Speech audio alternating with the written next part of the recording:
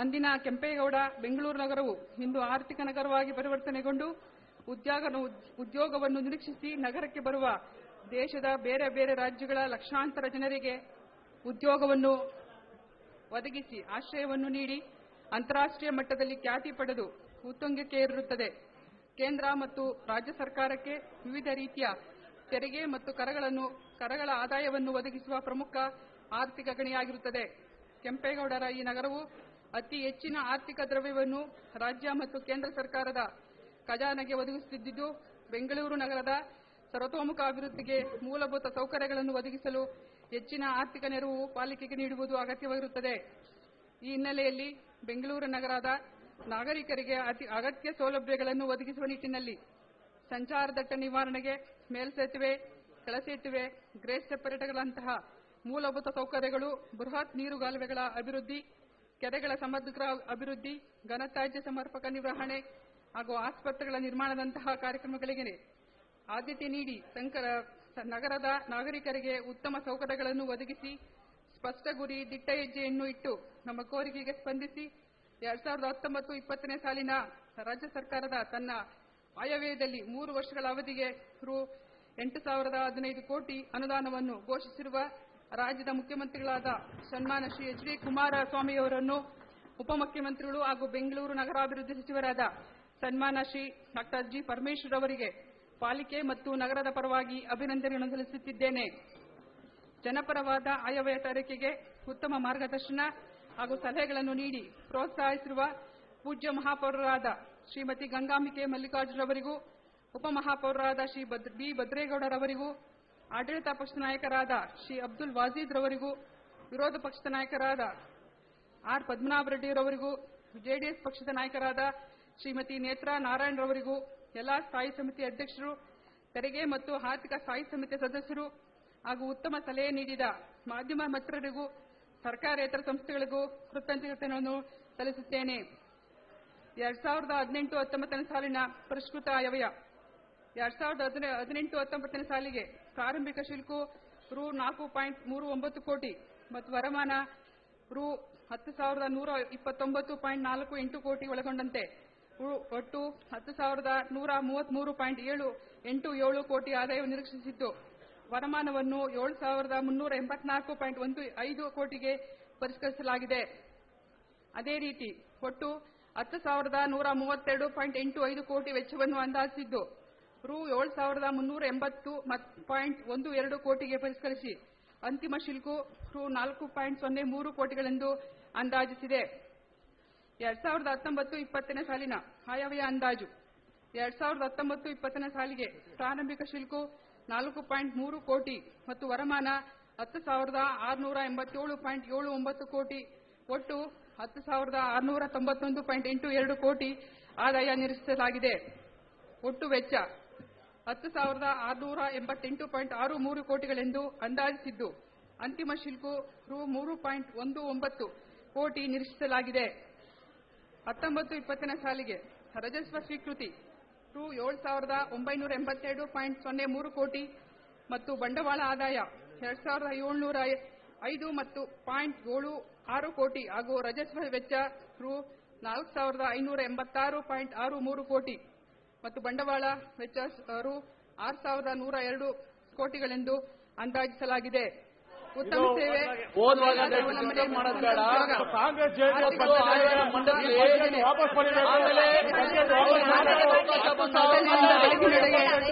ಯೋಜನೆ 19-20 ಸಾಲಿನ ಆಯವ್ಯಯ ವಿವರಗಳು.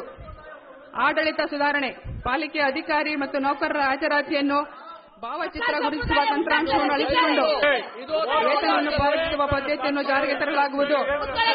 ಪಾಲಿಕೆ ಕೆಲಸಗಳ ಶೀಘ್ರ ವಿಲೇವಾರಿಗಾಗಿ ಎಲ್ಲಾ ಕಚೇರಿಗಳಲ್ಲಿ ಈ ಆಫೀಸ್ ವ್ಯವಸ್ಥೆಯನ್ನು ಜಾರಿಗೆ ತರಲಾಗುವುದು. ಪಾಲಿಕೆಯ ಎಲ್ಲಾ ಅಧಿಕಾರಿ ನೌಕರರಿಗೆ ಅಜೀಂ ಪ್ರೇಮ್ಜಿ ಫೌಂಡೇಶನ್ ಮೂಲಕ ವ್ಯಕ್ತಿತ್ವ ವಿಕಸನ ತರಬೇತಿಯನ್ನು ನೀಡಲಾಗುವುದು. ಉತ್ತಮ ಆಡಳಿತ ವ್ಯವಸ್ಥೆಗಾಗಿ ವೆಚ್ಚಕಡಿತ ನಿರ್ವಹಣೆ ಪದ್ಧತಿಯನ್ನು ಅನುಷ್ಠಾನ ಜಾರಿ. ಪಾಲಿಕೆಯ ಮಾಹಿತಿ ತಂತ್ರಜ್ಞಾನ ವಿಭಾಗದಿಂದ ಆಧುನಿಕ ತಂತ್ರಾಂಶವನ್ನು ಅಳವಡಿಸಿಕೊಂಡು ವಿಭಾಗದ ಅಧಿಕಾರಿ ಕೌಶಲ್ಯಾಭಿವೃದ್ಧಿ ತರಬೇತಿ ನೀಡಲಾಗುವುದು. ಪಾಲಿಕೆಯ ಐಪಿಪಿ ಕೊಠಡಿಯಲ್ಲಿರುವ ದತ್ತಾಂಶ ಕೇಂದ್ರವನ್ನು ಉನ್ನತೀಕರಿಸಲಾಗುವುದು. ಐಪಿಪಿ ಆವರಣದಲ್ಲಿ 2ನೇ ಮಹಡಿ ಮೂಲಭೂತ ಸೌಕರ್ಯಗಳು ಒಳಗೊಂಡಂತೆ ಸಭಾ ಕೊಠಡಿಯನ್ನು ಉನ್ನತೀಕರಿಸಲು 50 ಲಕ್ಷ ಮೀಸಲಿರಿಸಿದೆ.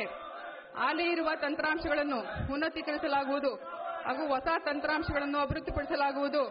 ಇದಕ್ಕಾಗಿ ಒಟ್ಟಾರೆ ರೂ. 7.5 ಕೋಟಿ ಮೀಸಲಿರಿಸಿದೆ.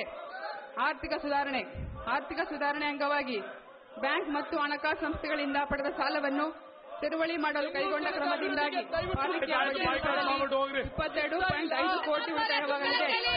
ಋಣಮುಕ್ತ ಆಸ್ತಿಗಳು ಪಾಲಿಕೆಯಿಂದ ಅಡವಿಟ್ಟ 11 ಆಸ್ತಿಗಳ ಪೈಕಿ ಈಗಾಗಲೇ 6 ಆಸ್ತಿಗಳನ್ನು ಋಣಮುಕ್ತಗೊಳಿಸಲಾಗಿದ್ದು 2019-20 ಸಾಲಿನಲ್ಲಿಯೂ ಸಹ 2 ಆಸ್ತಿಗಳನ್ನು ಋಣಮುಕ್ತಗೊಳಿಸಲಾಗುವುದು. ಕರ್ನಾಟಕ ಮುನ್ಸಿಪಲ್ ಅಕೌಂಟಿಂಗ್ ಮತ್ತು ಬಜೆಟಿಂಗ್ ನಿಯಮ 2006 ಅನ್ನು ಪಾಲಿಕೆಗೆ ಅನ್ವಯವಾಗುವಂತೆ ಪರಿಷ್ಕರಿಸಿ ಜಾರಿಗೆ ತರಲಾಗುವುದು. ಆರ್ಥಿಕ ಮತ್ತು ಆದಾಯ ಸುಧಾರಣೆ ಅಂಗವಾಗಿ ಕೇಂದ್ರೀಕೃತ ಹಣಕಾಸು ಮತ್ತು ಲೆಕ್ಕಪತ್ರ ವ್ಯವಸ್ಥೆಯನ್ನು ಜಾರಿಗೆ ತರಲಾಗುವುದು. ಅಪಾರ ಪ್ರಮಾಣದ ಖನಿಜ ಸಂಪನ್ಮೂಲಗಳಿದ್ದರೂ ಮನುಷ್ಯನು ತನ್ನ ಬುದ್ಧಿಯನ್ನು ಉಪಯೋಗಿಸಿ ಕಷ್ಟಪಟ್ಟು ಕೆಲಸ ಮಾಡಿದರೆ ಮಾತ್ರ ದೇಶ ಸಂಪದ್ಭರಿತವಾಗುತ್ತದೆ. ತೆರಿಗೆ ಆದಾಯ ಆಸ್ತಿ ತೆರಿಗೆ ಪಾಲಿಕೆ ವ್ಯಾಪ್ತಿಯಲ್ಲಿ ಭೌಗೋಳಿಕ ಮಾಹಿತಿ ಪದ್ಧತಿ ಅನುಸಾರ ಅಂದಾಜು 19 ಲಕ್ಷಕ್ಕೂ ಹೆಚ್ಚು ಆಸ್ತಿಗಳನ್ನು ಗುರುತಿಸಲಾಗಿದ್ದು ಇವುಗಳಿಂದ 19-20 ಸಾಲಿಗೆ ಅಂದಾಜು ಆಸ್ತಿ ತೆರಿಗೆ 3,000 ಕೋಟಿ ನಿರೀಕ್ಷಿಸಲಾಗಿದೆ. ಮುದ್ರಾಂಕ ಶುಲ್ಕದ ಮೇಲೆ ಶೇಕಡ 2% ಅಧಿಭಾರ ಶುಲ್ಕ ಪಾಲಿಕೆಯಲ್ಲಿ 2008 ಸ್ವೀಕರಿಸದೇ ಇದ್ದು ಇದರ ಬಾಕಿ ಬಾಬ್ತು ಅಂದಾಜು 500 ಕೋಟಿಗೂ ಹೆಚ್ಚು ಇದ್ದು ವಸೂಲಾತಿಗೆ ಸರ್ಕಾರದೊಂದಿಗೆ ಪತ್ರಗೊಳಿಸಲಾಗಿದೆ. ಕೋಟಿ ಅನ್ವೇಷಿಸಲಾಗಿದೆ. ಸಂಪನ್ಮೂಲ ಕ್ರೋಢೀಕರಣಕ್ಕೆ ಸಂಸ್ಕರಣೆ ಕ್ರಮ ಸರ್ಕಾರದಿಂದ ಅನುದಾನ ಪಡೆದುಕೊಂಡಿರುವ ಶಾಲಾ ಕಾಲೇಜು ಹೊರತುಪಡಿಸಿ ಇತರ ವಿದ್ಯಾಸಂಸ್ಥೆಗಳಿಗೆ ತೆರಿಗೆಯನ್ನು ನಿಗದಿಪಡಿಸಿ ಕೆಎಂಸಿ ಕಾಯ್ದೆ 110ರ ಬಗ್ಗೆ ಸರ್ಕಾರಕ್ಕೆ ಪ್ರಸ್ತಾವನೆ ಸಲ್ಲಿಸಲಾಗಿದ್ದು ಈ ಸಾಲಿನಲ್ಲಿ ಸದರಿ ವಿದ್ಯಾಸಂಸ್ಥೆಗಳಿಂದ ಪೂರ್ಣ ಪ್ರಮಾಣದ ಆಸ್ತಿ ತೆರಿಗೆ ನಿಗದಿಪಡಿಸಲಾಗುವುದು. ಕಂದಾಯ ಜಾಗೃತ ದಳ ಸ್ಥಾಪನೆಯಾಗಿದ್ದು ಈ ದಳವು ಪಾಲಿಕೆ ಸಂಪನ್ಮೂಲಗಳನ್ನು ಹೆಚ್ಚಿಸಲು ಕಂದಾಯ ಸುಧಾರಣಾ ಕ್ರಮವನ್ನು ಕೈಗೊಳ್ಳಲಿದ್ದು ಕಂದಾಯ ವಿಭಾಗವು ವ್ಯವಸ್ಥಿತ ರೀತಿಯಲ್ಲಿ ಸಂಪನ್ಮೂಲ ಕ್ರೋಢೀಕರಿಸಲು ವ್ಯವಸ್ಥೆಗೊಳಿಸಲಾಗುವುದು. ಖಾತಾ ದಾಖಲೆಗಳನ್ನು ಲೆಕ್ಕ ಪರಿಶೋಧನೆಗೆ ಒಳಪಡಿಸಲಾಗುವುದು.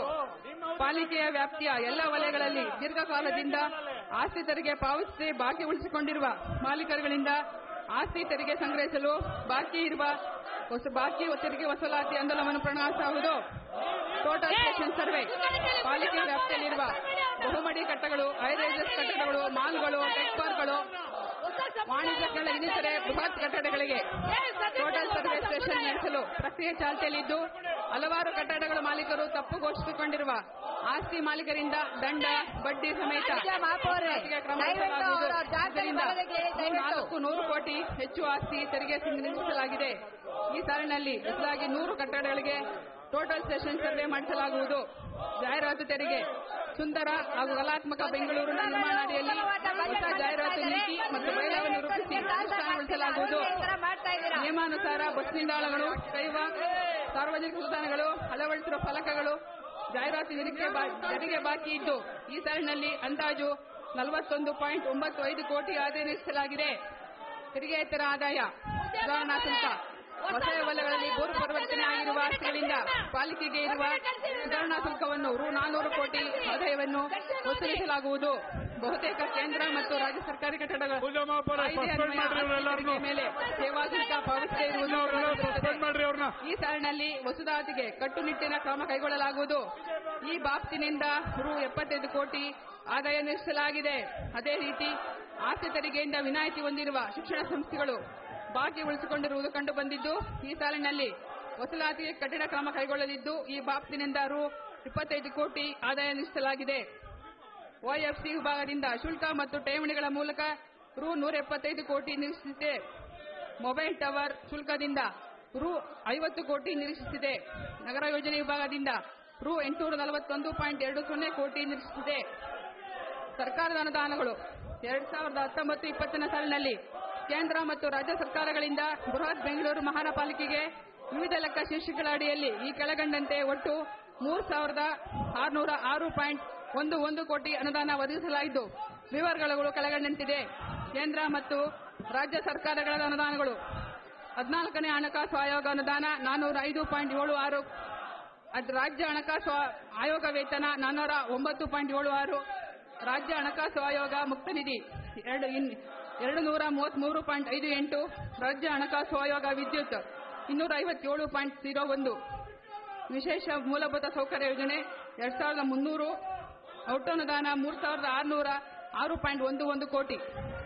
2019-20 ಸಾಲಿನಲ್ಲಿ ಕೈಗೊಳ್ಳಲು ಉದ್ದೇಶಿಸಿರುವ ಜನಪರ ಕಾರ್ಯಕ್ರಮಗಳು ಮತ್ತು ಕಾಮಗಾರಿಗಳ ಸಂಕ್ಷಿಪ್ತ ವಿವರಗಳು. ಜಾತಿ ಹೀನನ ಮನೆಯ ಜ್ಯೋತಿ ತಾನ್ ಹೀನವೇ, ಜಾತಿ ವಿಜಾತಿಯನ್ನು ಬೇಡ ದೇವನುಳಿದಾತನೇ ಸರ್ವಜ್ಞ.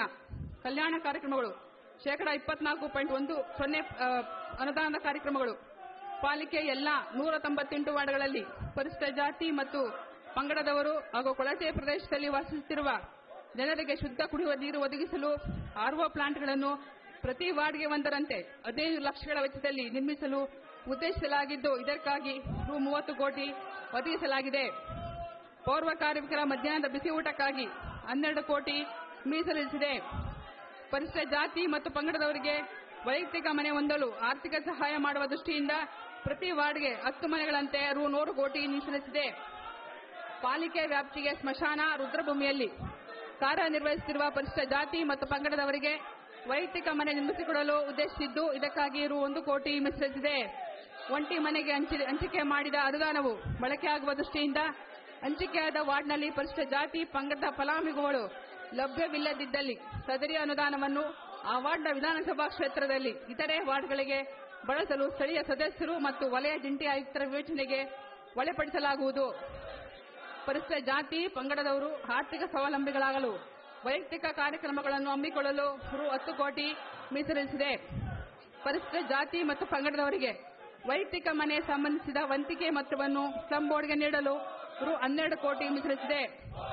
ಪರಿಶಿಷ್ಟ ಜಾತಿ ಮತ್ತು ಪಂಗಡದವರು ವಾಸಿಸುತ್ತಿರುವ ಪ್ರದೇಶದಲ್ಲಿ ಮೂಲಭೂತ ಸೌಕರ್ಯಗಳಾದ ರಸ್ತೆ ನಿರ್ಮಿಸುವುದು, ಚರಂಡಿ ನಿರ್ಮಿಸುವುದು ಹಾಗೂ ಇತರೆ ಸಿವಿಲ್ ಕಾಮಗಾರಿಗಳಿಗೆ ರೂ. 60 ಕೋಟಿ ಮೀಸಲಿರಿಸಿದೆ.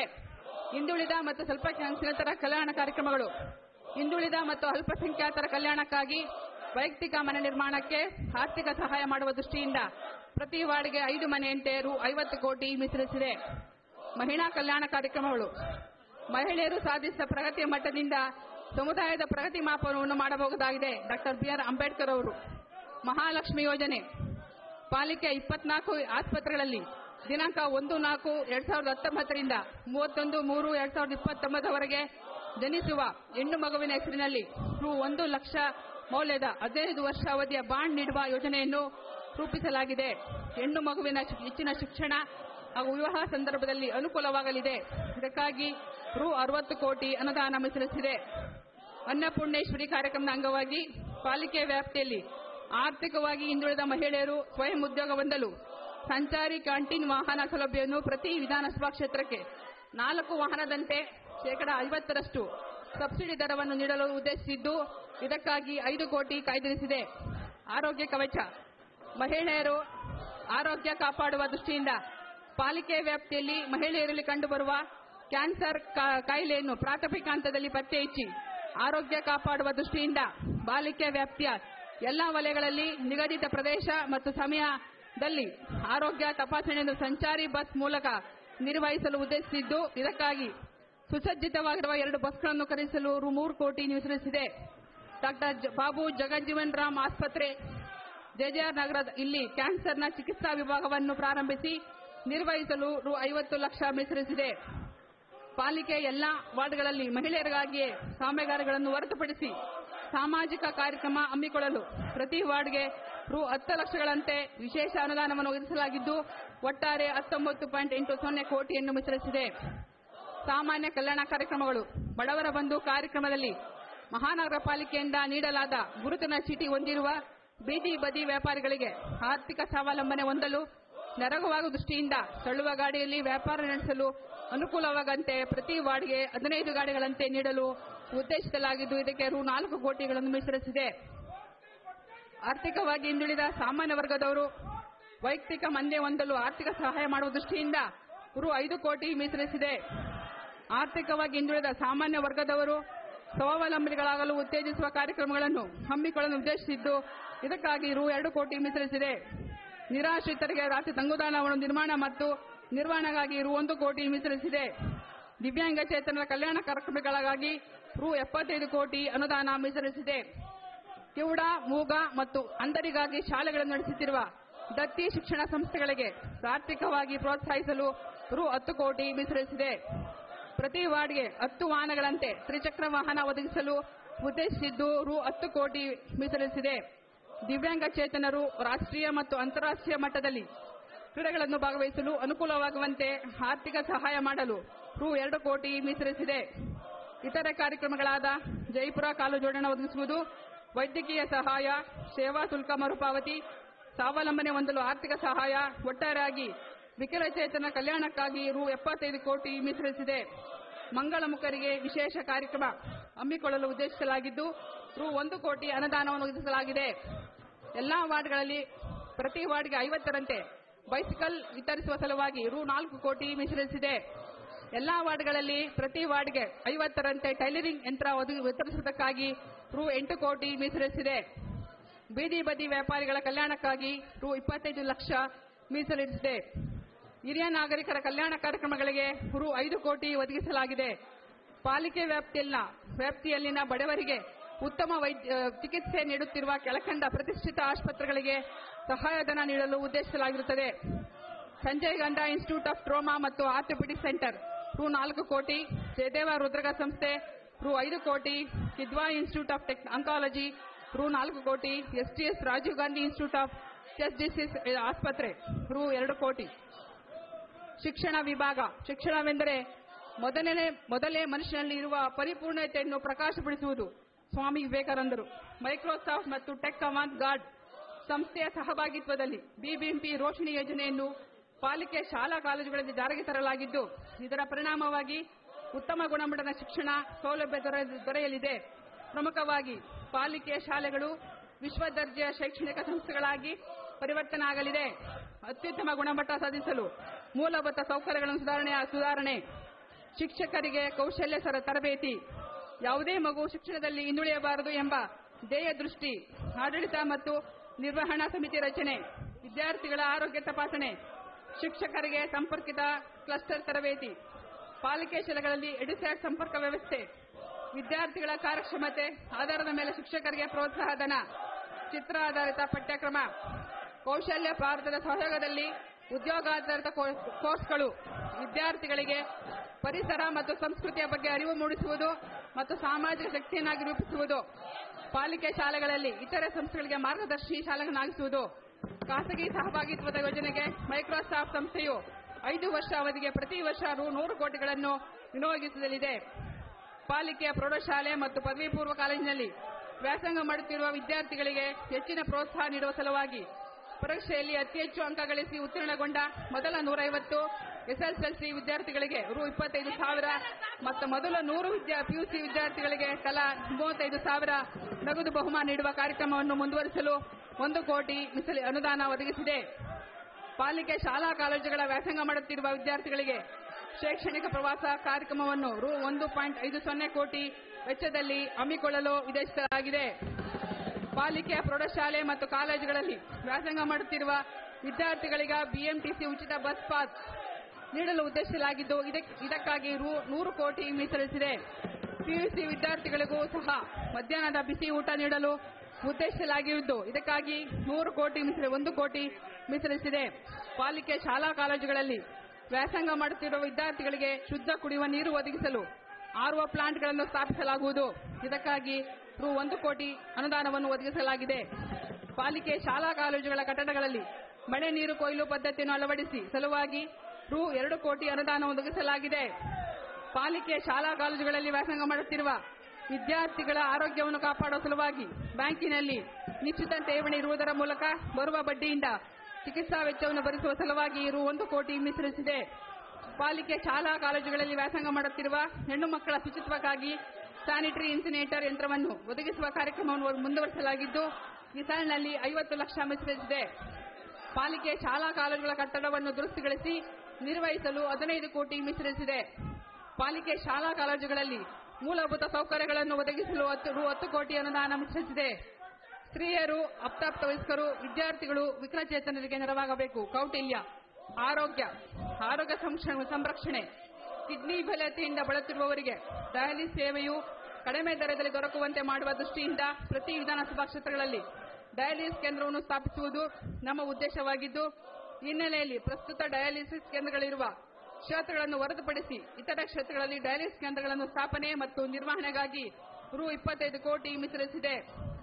ಉಚಿತ ಸ್ಟಂಟ್, ಬಡ ಹೃದಯ ರೋಗಿಗಳಿಗೆ ಉಚಿತ ಸ್ಟಂಟ್ ಅಳವಡಿಕೆ ಮತ್ತು ಆಂಜಿಯೋಪ್ಲಾಸ್ಟಿ ಚಿಕಿತ್ಸೆಗಾಗಿ ಮಾತ್ರ ಇಂದಿನ ಸಾಲಿನಲ್ಲಿ ಅನುದಾನ ಮೀಸಲಿರಿಸಿದ್ದು, ಈ ಸೇವೆಯನ್ನು ಉಚಿತ ಸ್ಟಂಟ್ ಅಳವಡಿಕೆ ಮತ್ತು ಆಂಜಿಯೋಪ್ಲಾಸ್ಟಿ ಚಿಕಿತ್ಸೆ ಅಲ್ಲದೆ ಇನ್ನಿತರೆ ಹಲವಾರು ಹೃದಯ ಸಂಬಂಧಿತ ಚಿಕಿತ್ಸೆಗಾಗಿ ವಿಸ್ತರಿಸಲಾಗಿದ್ದು, ಇದಕ್ಕಾಗಿ 4 ಕೋಟಿ ಮೀಸಲಿರಿಸಿದೆ. ಪಾಲಿಕೆಯ ವ್ಯಾಪ್ತಿಯಲ್ಲಿ ಸಂಚಾರ ದಟ್ಟಣೆ ಇದ್ದು ಅಪಘಾತ ನಡೆದ ಸಂದರ್ಭದಲ್ಲಿ ಅಪಘಾತಕ್ಕೆ ಒಳಗೊಂಡವರಿಗೆ ತುರ್ತು ಸೇವೆಗೆ ಶೀಘ್ರವಾಗಿ ತಲುಪಲು ಬೈಕ್ ಆಂಬ್ಯುಲೆನ್ಸ್ ಖರೀದಿಸಲು ಉದ್ದೇಶಿಸಿದ್ದು, ಇದಕ್ಕಾಗಿ ರು 2 ಕೋಟಿ ಅನುದಾನವನ್ನು ಮೀಸಲಿರಿಸಿದೆ. ಎಸ್ ಸಿದ್ದಯ್ಯ ರೆಫರಲ್ ಆಸ್ಪತ್ರೆಯಲ್ಲಿ ಸ್ಥಾಪನೆಯಾಗಿರುವ ಎಸ್ಎನ್ಸಿಯು ಘಟಕವನ್ನು ರಾಷ್ಟ್ರೀಯ ನಗರ ಆರೋಗ್ಯ ಮಿಷನ್ ಅಡಿಯಲ್ಲಿ ಮೇಲ್ದರ್ಜೆಗೆ ಏರಿಸಲಾಗುವುದು. ದಾಸಪ್ಪ ಹೆರಿಗೆ ಆಸ್ಪತ್ರೆಯಲ್ಲಿ ಜಿರಿಯಾಟ್ರಿಕ್ ಹೊರರೋಗಿ ವಿಭಾಗ ಡೇಕೇರ್ ಕೇಂದ್ರ ಆರಂಭಿಸಲಾಗುವುದು. ಇದಕ್ಕಾಗಿ ರು 50 ಲಕ್ಷ ಮೀಸಲಿರಿಸಿದೆ. ಕಿದ್ವಾಯಿ ಆಸ್ಪತ್ರೆಯಲ್ಲಿರುವ ಪಾಲಿಕೆಯ ಧರ್ಮಶಾಲೆ ನವೀಕರಣಕ್ಕಾಗಿ ರು 5 ಕೋಟಿ ಮೀಸಲಿರಿಸಿದೆ. SDS Rajiv Gandhi institute of chest disease ಆಸ್ಪತ್ರೆಯಲ್ಲಿ ಪಾಲಿಕೆಯಿಂದ ಧರ್ಮಶಾಲೆಯನ್ನು ನಿರ್ಮಿಸಲು ರು 5 ಕೋಟಿ ಮೀಸಲಿರಿಸಿದೆ. ಪಾಲಿಕೆ ವ್ಯಾಪ್ತಿಯಲ್ಲಿ ಸಾರ್ವಜನಿಕರ ಆರೋಗ್ಯದ ಹಿತದೃಷ್ಟಿಯಿಂದ ಜನಸಂದಣಿ ಮತ್ತು ವಾಹನ ದಟ್ಟಣೆ ಹೆಚ್ಚಾಗಿರುವ ಪ್ರದೇಶಗಳಲ್ಲಿ ವಾಯು ಮಾಲಿನ್ಯ ತಡೆಗಟ್ಟುವ ದೃಷ್ಟಿಯಿಂದ ವಾಯು ಶುದ್ಧೀಕರಣ ಯಂತ್ರಗಳನ್ನು ಅಳವಡಿಸಲು ರು 5 ಕೋಟಿ ಮೀಸಲಿರಿಸಿದೆ. ಮದ್ಯಪಾನ, ಧೂಮಪಾನ ಹಾಗೂ ಮಾದಕ ದುಶ್ಚಟಗಳನ್ನು ತ್ಯಜಿಸಲು ಅನುಕೂಲವಾಗುವಂತೆ ಪಾಲಿಕೆಯ ವಿಲ್ಸನ್ ಗಾರ್ಡನ್ ಹೆರಿಗೆ ಆಸ್ಪತ್ರೆಯ ಮೊದಲೇ ಮಹಡಿಯಲ್ಲಿ ನಿಮಾನ್ಸ್ ಆಸ್ಪತ್ರೆಯ ಸಹಯೋಗದೊಂದಿಗೆ ದುಶ್ಚಟ ನಿವಾರಣಾ ಕೇಂದ್ರವನ್ನು ಪ್ರಾರಂಭಿಸಲಾಗುವುದು. ಇದಕ್ಕಾಗಿ ರು 2 ಕೋಟಿ ಮೀಸಲಿರಿಸಿದೆ. ತಾಯಿ ಮಡಿಲು ಯೋಜನೆಗಾಗಿ ರು 1.50 ಕೋಟಿ ಅನುದಾನ ಮೀಸಲಿರಿಸಿದೆ. ಗರ್ಭಿಣಿಯರಿಗೆ ಕಬ್ಬಿಣ ಮತ್ತು ಕ್ಯಾಲ್ಸಿಯಂ ಅಂಶದ ಮಾತ್ರೆಗಳನ್ನು ನೀಡಲು ಉದ್ದೇಶಿಸಲಾಗಿದ್ದು, ಇದಕ್ಕಾಗಿ ರು 25 ಲಕ್ಷ ಮೀಸಲಿರಿಸಿದೆ. ಪಶುಸಂಗೋಪನೆ, ಪಾಲಿಕೆ ವ್ಯಾಪ್ತಿಗಳಲ್ಲಿ ಬೀದಿಯಲ್ಲಿ ಕಂಡುಬರುವ ರೋಗ ಪೀಡಿತ ಮತ್ತು ಅಪಘಾತಕ್ಕೊಳಗಾದ ಮತ್ತು ಅನಾಥ ಪ್ರಾಣಿಗಳ ಚಿಕಿತ್ಸೆಗೊಳಪಡಿಸಲು ಆಶ್ರಯ ನೀಡಲು ಹಾಗೂ ಬೀದಿ ನಾಯಿಗಳ ಸಂತಾನಹರಣ ಶಸ್ತ್ರಚಿಕಿತ್ಸಾ ಕೇಂದ್ರವು ಎಲ್ಲಾ ವಲಯಗಳಲ್ಲಿ ಸ್ಥಾಪಿಸುವುದು ನಮ್ಮ ಉದ್ದೇಶವಾಗಿದ್ದು, ಪ್ರಮುಖವಾಗಿ ಹೊಸ ವಲಯಗಳಲ್ಲಿ ನಿರ್ಮಿಸಲು ಉದ್ದೇಶಿಸಲಾಗಿದೆ. ಇದಕ್ಕಾಗಿ ರು 5 ಕೋಟಿ ಅನುದಾನವನ್ನು ಒದಗಿಸಿದೆ. ಬೊಮ್ಮನಹಳ್ಳಿ ಮತ್ತು ಪೂರ್ವ ವಲಯಗಳ ಎಬಿಸಿ ನಿರ್ವಹಣಾ ಕೇಂದ್ರ ಶಸ್ತ್ರಚಿಕಿತ್ಸಾ ಕೊಠಡಿ ಮತ್ತು ಕೆನಲ್ಗಳ ದುರಸ್ತಿಗಾಗಿ ರು 50 ಲಕ್ಷ ಮೀಸಲಿರಿಸಿದೆ. ಪಾಲಿಕೆ ವ್ಯಾಪ್ತಿಯ ಬೀದಿ ಬದಿಯಲ್ಲಿ ರೋಗಕ್ಕೆ ಮತ್ತು ಅಪಘಾತಕ್ಕೆ ಒಳಪಟ್ಟ ಪ್ರಾಣಿಗಳ ತುರ್ತು ಚಿಕಿತ್ಸೆಗಾಗಿ ಆಂಬ್ಯುಲೆನ್ಸ್ ಸೇವೆ ಒದಗಿಸಲು ನಿರ್ದೇಶಿಸಲಾಗಿದ್ದು, ರು 25 ಲಕ್ಷ ಮೀಸಲಿರಿಸಿದೆ. ಸಂಸ್ಕೃತಿ ಮತ್ತು ಕ್ರೀಡೆ, ಸಾಂಸ್ಕೃತಿಕ ಕಾರ್ಯಕ್ರಮದ ಅಂಗವಾಗಿ ಬೆಂಗಳೂರು ನಗರದಲ್ಲಿ ಕನ್ನಡ ಮತ್ತು ಸಂಸ್ಕೃತಿಯನ್ನು ಉತ್ತೇಜಿಸುವ ಸಾಂಸ್ಕೃತಿಕ ಹಬ್ಬ ಜಯಮಲ್ನಲ್ಲಿ ದಸರಾ ಹಬ್ಬ, ಕಡಲೆಕಾಯಿ ಪರಿಷೆ, ಕರಗ ಮತ್ತು ಜನಪದ ಸಾಂಸ್ಕೃತಿಕ ಹಬ್ಬಗಳನ್ನು ಉತ್ತೇಜಿಸಲು ರು 2.5 ಕೋಟಿ ಅನುದಾನ ಒದಗಿಸಲಾಗಿದೆ. ಅಂಗಳ ಕಾರ್ಯಕ್ರಮದ ಅಡಿಯಲ್ಲಿ ಗ್ರಾಮೀಣ ಕ್ರೀಡಾ ಚಟುವಟಿಕೆಗಳನ್ನು ಪ್ರೋತ್ಸಾಹಿಸಲಾಗುವುದು. ಡಾ ಬಿಆರ್ ಅಂಬೇಡ್ಕರ್ ದಿನಾಚರಣೆ ಮತ್ತು ಪೌರ ಕಾರ್ಮಿಕರ ದಿನಾಚರಣೆ ಅನ್ನು ಆಚರಿಸಲು 5.50 ಕೋಟಿ ಮೀಸಲಿರಿಸಿದೆ. ನಾಡಪ್ರಭು ಕೆಂಪೇಗೌಡ ದಿನಾಚರಣೆಯನ್ನು ಕೇಂದ್ರ ಮತ್ತು ವಾರ್ಡ್ ಮಟ್ಟದಲ್ಲಿ ಆಚರಿಸಲು ರು 5 ಕೋಟಿ ಮೀಸಲಿರಿಸಿದೆ. ರಾಜ್ಯ ಮತ್ತು ರಾಷ್ಟ್ರೀಯ ಮಟ್ಟದಲ್ಲಿ ಕ್ರೀಡಾ ಕ್ಷೇತ್ರದಲ್ಲಿ ಸಾಧನೆ ಮಾಡಿ ದೇಶ ಮತ್ತು ವಿದೇಶದಲ್ಲಿ ಸ್ಪರ್ಧಾತ್ಮಕ ಕ್ರೀಡೆಗಳಲ್ಲಿ ಭಾಗವಹಿಸಲು ಅನುಕೂಲವಾಗುವಂತೆ ಪ್ರತಿಭಾವಂತ ಕ್ರೀಡಾಪಟುಗಳಿಗೆ ಆರ್ಥಿಕ ಸಹಾಯ, ಇದಕ್ಕಾಗಿ ರು 1 ಕೋಟಿ ಮೀಸಲಿರಿಸಿದೆ. ಬೆಂಗಳೂರು ನಗರದ ತುಮಕೂರು ರಸ್ತೆಯಲ್ಲಿರುವ ಡಾ ಶ್ರೀ ಶಿವಕುಮಾರ ರಾಜ್ ಸ್ವಾಮೀಜಿಯವರ ಪುತ್ಥಳಿಯನ್ನು ಸ್ಥಾಪಿಸಲು ರು 5 ಕೋಟಿ ಮೀಸಲಿರಿಸಿದೆ. ಡಾ ಶ್ರೀ ಶಿವಕುಮಾರ ಸ್ವಾಮೀಜಿರವರು ಶಿಕ್ಷಣದ ಮೂಲಕ ಕೋಟ್ಯಾಂತರ ಜನರಿಗೆ ಬದುಕು ರೂಪಿಸಿಕೊಟ್ಟಿದ್ದು, ಇವರ ನೆನಪಿನಲ್ಲಿ ಬಡವರ್ಗದ ವಿದ್ಯಾರ್ಥಿಗಳು, ವಿಕಲಚೇತನ ಮಕ್ಕಳು, ಬುದ್ಧಿಮಾಂದ್ಯ ಮಕ್ಕಳಿಗೆ ಉಚಿತ ಶಿಕ್ಷಣ ನೀಡಿ ಬದುಕಿ ಕಟ್ಟಿ ಕೊಡುತ್ತಿರುವ ಮತ್ತು ಸಮಾಜ ಸೇವೆಯಲ್ಲಿ ಶಿಕ್ಷಣಕ್ಕಾಗಿ ಉನ್ನತ ಮಟ್ಟದಲ್ಲಿ ಸೇವೆಯನ್ನು ಒದಗಿಸುತ್ತಿರುವ ಶಿಕ್ಷಣ ಸಂಸ್ಥೆ ಹಾಗೂ ಸಂಘಗಳಿಗೆ ಪಾಲಿಕೆ ವತಿಯಿಂದ ಪ್ರತಿ ವರ್ಷ ಸ್ವಾಮೀಜಿಗಳ ಹೆಸರಿನಲ್ಲಿ ನಗದು ಪ್ರಶಸ್ತಿಯನ್ನು ನೀಡಿ ಗೌರವಿಸಲು ರು 25 ಲಕ್ಷ ಮೀಸಲಿರಿಸಿದೆ.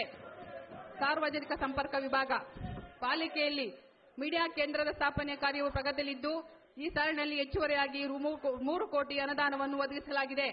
ಮುದ್ರಣ ಮತ್ತು ಮಾಧ್ಯಮದ ವರದಿಗಾರರಿಗೆ ವೈದ್ಯಕೀಯ ಚಿಕಿತ್ಸೆಗಾಗಿ ಪೂಜ್ಯ ಮಹಾಪೌರರ ವಿವೇಚನೆ ಅಡಿಯಲ್ಲಿ ಅನುದಾನ ನೀಡಲು ರು 50 ಲಕ್ಷ ಮೀಸಲಿರಿಸಿದೆ. ಪಾಲಿಕೆಯ ಎಲ್ಲಾ ಕಾರ್ಯಕ್ರಮಗಳ ಮತ್ತು ಮಾಹಿತಿಗಳನ್ನು ಹೊರತರಲು ಬಿಬಿಎಂಪಿ ಬೆಳಕು ಎಂಬ ಮಾಸಿಕ ಪತ್ರಿಕೆಯನ್ನು ಹೊರತರಲು ಸಾಮಾಜಿಕ ಮಾಧ್ಯಮ ಕೋಶವನ್ನು ಪ್ರಾರಂಭಿಸಲು ರು 2 ಕೋಟಿ ಮೀಸಲಿರಿಸಿದೆ.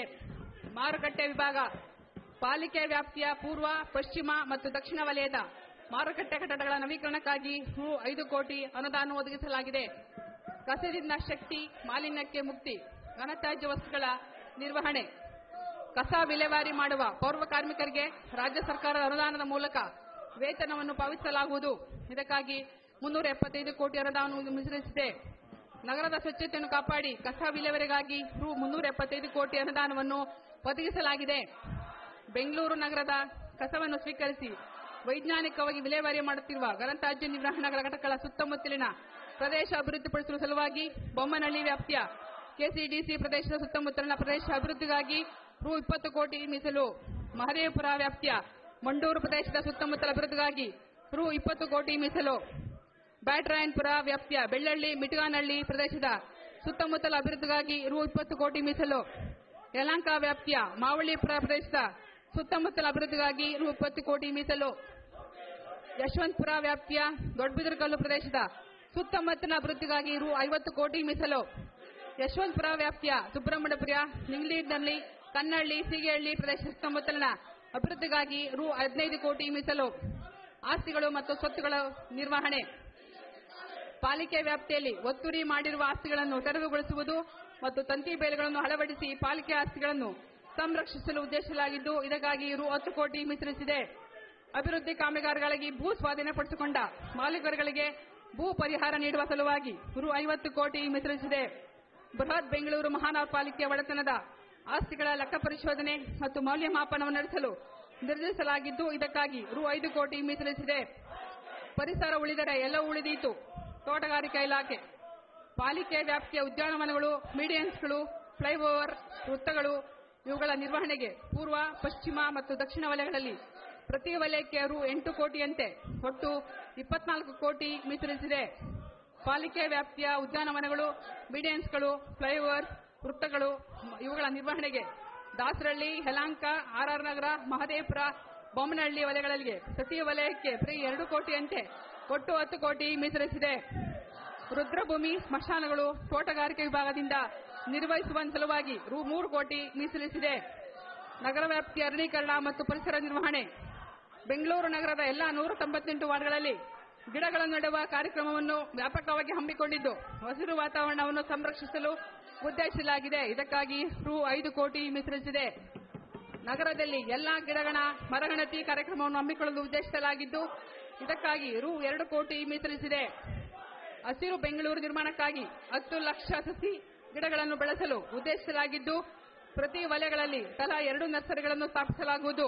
ಇದಕ್ಕಾಗಿ ರು 3 ಕೋಟಿ ಮೀಸಲಿರಿಸಿದೆ.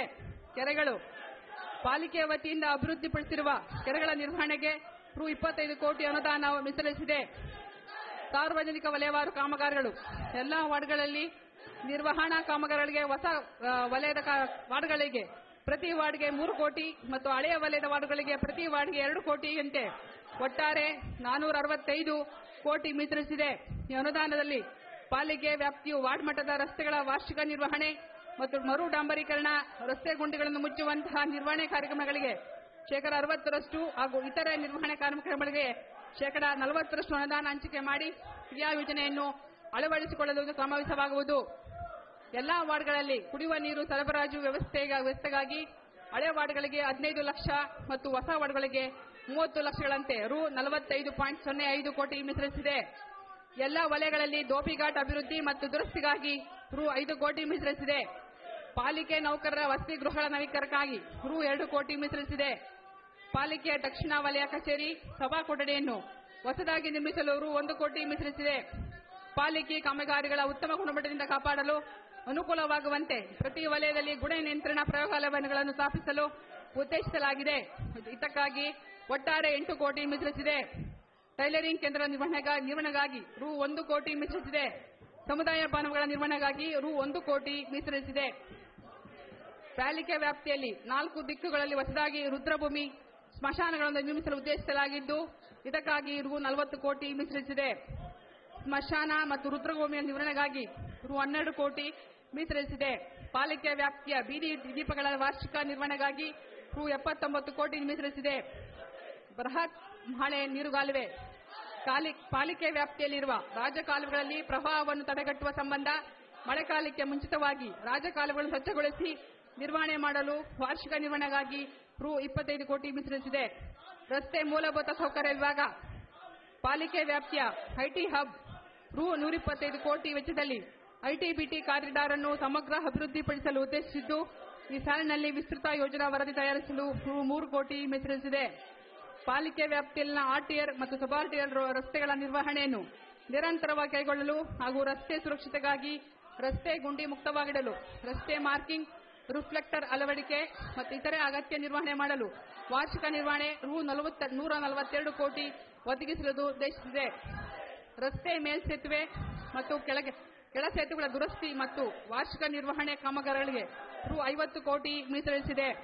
ಕಾರ್ಡೊರೇಟ್ ರಸ್ತೆಯಿಂದ ಕುರುಬಳ್ಳಿ ಮೂಲಕ ರಿಂಗ್ ರಸ್ತೆಗೆ ಸಂಪರ್ಕ ಕಲ್ಪಿಸುವ ಫ್ಲೈಓವರ್ ನಿರ್ಮಾಣಕ್ಕೆ ಸರ್ಕಾರವು ಅನುಮೋದನೆ ನೀಡಿದ್ದು, ಶ್ರೀ ಶ್ರೀ ಶ್ರೀ ಬಾಲಗಂಗಾಧರ ಸ್ವಾಮೀಜಿಯವರ ಹೆಸರನ್ನು ನಾಮಕರಣ ಮಾಡಿ ಸ್ವಾಮೀಜಿಯವರ ಕಂಚಿನ ಪುತ್ಥಳಿ ಸ್ಥಾಪಿಸಲು ಉದ್ದೇಶಿಸಲಾಗಿದೆ. 14ನೇ ಹಣಕಾಸು ಆಯೋಗದ ಕಾಮಗಾರಿಗಳು 14ನೇ ಹಣಕಾಸು ಆಯೋಗದ ಅನುದಾನದಲ್ಲಿ 2019-20 ಸಾಲಿಗೆ 405.76 ಕೋಟಿ ಅನುದಾನ ಒದಗಿಸಲಾಗಿದ್ದು, ಆಯೋಗದ ಮಾರ್ಗಸೂಚಿ ಅನುಸಾರ ಈ ಕೆಳಕಂಡ ಕಾಮಗಾರಿಗಳನ್ನು ನಿರ್ವಹಿಸಲು ಅನುದಾನವನ್ನು ನಿಗದಿಪಡಿಸಿ ಮರು ಹಂಚಿಕೆ ವಿವರವನ್ನು ಅನುಬಂಧದಲ್ಲಿ ವಿವರಿಸಿದೆ.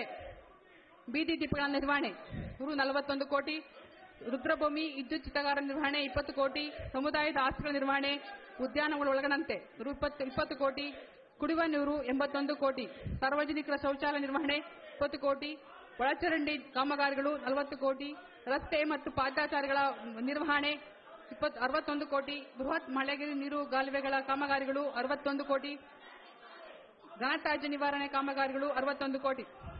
ಬೃಹತ್ ಯೋಜನೆ ಕಾಮಗಾರಿಗಳು ಕರ್ನಾಟಕ ಸರ್ಕಾರವು ಬೃಹತ್ ಬೆಂಗಳೂರು ಮಹಾನಗರ ಪಾಲಿಕೆಯ ವ್ಯಾಪ್ತಿಯ ಪ್ರದೇಶಗಳಲ್ಲಿ ಮುಂದಿನ 3 ವರ್ಷಗಳ ಅವಧಿಯಲ್ಲಿ ಸಮರ್ಥ ಮತ್ತು ಬಳಕೆದಾರ ಸ್ನೇಹಿ ಮೂಲಭೂತ ಸೌಕರ್ಯಗಳನ್ನು ಅಭಿವೃದ್ಧಿಪಡಿಸಲು ನವ ಬೆಂಗಳೂರು ಯೋಜನೆ ಅಡಿಯಲ್ಲಿ 8,015 ಕೋಟಿ ವೆಚ್ಚದಲ್ಲಿ ಅನುಷ್ಠಾನಗೊಳಿಸಲು ಉದ್ದೇಶಿಸಲಾಗಿದ್ದು, 2019-20 ಸಾಲಿನಲ್ಲಿ ಯೋಜನೆಗೆ ರೂ. 2,300 ಕೋಟಿಯಷ್ಟು ಒದಗಿಸಿದೆ. ಕ್ರಿಯಾ ಯೋಜನೆ ವಿವರಗಳು ಕೆಳಗಂಡಂತಿರುತ್ತವೆ. ವೈಟ್ ಟ್ಯಾಪಿಂಗ್ 1,172 ಕೋಟಿ, ಕೆರೆಗಳ ಅಭಿವೃದ್ಧಿ 348 ಕೋಟಿ, ರಸ್ತೆಗಳ ಅಭಿವೃದ್ಧಿ 2,246.68 ಕೋಟಿ, ಗ್ರೇಡ್ ಸೆಪರೇಟ್ಗಳ ನಿರ್ಮಾಣ 534.60 ಕೋಟಿ, ಬೃಹತ್ ಮಳೆ ನೀರುಗಾಲುವೆ ಅಭಿವೃದ್ಧಿ 1,321.14 ಕೋಟಿ, ಪಾದಚಾರಿ ಮಾರ್ಗಗಳ ಅಭಿವೃದ್ಧಿ 75 ಕೋಟಿ, 110 ಹಳ್ಳಿಗಳ ರಸ್ತೆ ಅಭಿವೃದ್ಧಿ ರೂ. 275 ಕೋಟಿ, ಐಟಿಪಿಐದ ಸಂಪರ್ಕ 14 ಪರ್ಯಾಯ ರಸ್ತೆಗಳ ಅಭಿವೃದ್ಧಿ 80 ಕೋಟಿ, ಎನ್ಎಎಲ್ ವಿಂಡ್ ಟನಲ್ ರಸ್ತೆ ನಿರ್ಮಾಣ ರೂ. 65 ಕೋಟಿ, ಘನತ್ಯಾಜ್ಯ ನಿರ್ವಹಣೆ 753 ಕೋಟಿ, ಕಟ್ಟಡಗಳು ಮತ್ತು ಆಸ್ಪತ್ರೆಗಳು 247.95 ಕೋಟಿ, ರಕ್ಷಣಾ ಇಲಾಖೆಯಿಂದ ಪಡೆದುಕೊಂಡ ಜಮೀನಿನಲ್ಲಿ ಅನುಷ್ಠಾನದ ಯೋಜನೆಗಳು ರೂ. 102 ಕೋಟಿ, ಯೋಜನೆಗಳ ಭೂಸ್ವಾಧೀನ ವೆಚ್ಚ 100 ಕೋಟಿ, ಬಿಡಿಎಯಿಂದ ಬಿಬಿಎಂಪಿಗೆ ವರ್ಗಾವಣೆಗೊಂಡಿರುವ ಯೋಜನೆಗಳು 195 ಕೋಟಿ. ಸಂಚಾರಿ ವ್ಯವಸ್ಥೆಯನ್ನು ಬಲಪಡಿಸುವ ಉದ್ದೇಶದಿಂದ 6 ಎಲಿವೇಟೆಡ್ ಕಾರಿಡಾರ್ಗಳನ್ನು ನಿರ್ಮಿಸಲು ಯೋಜನೆ ರೂಪಿಸಲಾಗಿದೆ. ಯೋಜನೆಗೆ 2019-20 ಸಾಲಿನಲ್ಲಿ ರೂ. 1,000 ಕೋಟಿ ಅನುದಾನ ಒದಗಿಸಿದೆ. ಬೆಂಗಳೂರಿನಲ್ಲಿ ಇರುವ ಸುಮಾರು 5 ಲಕ್ಷ ಬೀದಿ ದೀಪಗಳನ್ನು ಮುಂದಿನ 3 ವರ್ಷಗಳಲ್ಲಿ ಹಂತ ಹಂತವಾಗಿ ಎಲ್ಇಡಿ ದೀಪಗಳನ್ನಾಗಿಸಿ ಪರಿವರ್ತಿಸಲಾಗುವುದು. ಇದನ್ನು ಮುಂದಿನ ದಿನಗಳಲ್ಲಿ ಸ್ಮಾರ್ಟ್ ಎಲ್ಇಡಿಯನ್ನಾಗಿ ಪರಿಷ್ಕರಿಸಿ ಆಧುನಿಕ ತಂತ್ರಜ್ಞಾನವನ್ನು ಅಳವಡಿಸಿ ವಿದ್ಯುತ್ ಉಳಿತಾಯಕ್ಕೆ ಕ್ರಮ ವಹಿಸಲಾಗುವುದು. ಬೆಂಗಳೂರಿನ ಪ್ರಮುಖ ವಾಣಿಜ್ಯ ರಸ್ತೆಗಳಾದ ಚರ್ಚ್ ಸ್ಟ್ರೀಟ್, ಕಮರ್ಷಿಯಲ್ ಸ್ಟ್ರೀಟ್ ಮತ್ತು ಬ್ರಿಗೇಡ್ ರಸ್ತೆಗಳನ್ನು ಪಾದಚಾರಿ ರಸ್ತೆಗಳನ್ನಾಗಿ ಪರಿವರ್ತಿಸಲು ಕ್ರಮ ಕೈಗೊಳ್ಳಲಾಗುವುದು. ಬೆಂಗಳೂರು ನಗರದಲ್ಲಿ ಪಾರ್ಕಿಂಗ್ ವ್ಯವಸ್ಥೆಯನ್ನು ಕ್ರಮಬದ್ಧಗೊಳಿಸಲು ಪಾರ್ಕಿಂಗ್ ನಿಯಮ ಮತ್ತು ಅನುಷ್ಠಾನ ಯೋಜನೆ ನೀತಿ 10,000 ವಾಹನಗಳ ನಿಲುಗಡೆಗೆ 87 ಆಯ್ದ ಸ್ಥಳಗಳಲ್ಲಿ ಸ್ಮಾರ್ಟ್ ಪಾರ್ಕಿಂಗ್ ವ್ಯವಸ್ಥೆಯನ್ನು ಕಲ್ಪಿಸಲಾಗುವುದು.